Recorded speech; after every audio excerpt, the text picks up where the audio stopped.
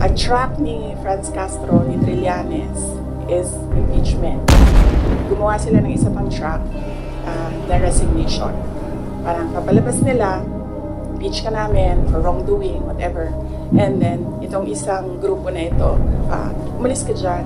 Kasi kapag hindi ka umalis, kapintuko ka. Pero, hindi naman kasi ako sasagot sa young guns. Dahil, kailangan ko sumagot sa 32 million na bumoto sa akin. Ang track ni Franz Castro, ni Trillanes, is impeachment. Gumawa sila ng isa pang track na resignation. Parang papalabas nila, impeach ka namin for wrongdoing, whatever. And then, itong isang grupo na ito, umalis ka dyan. Kasi kapag hindi ka umalis, kapintuko ka. Pero, hindi naman kasi ako sasagot sa young guns.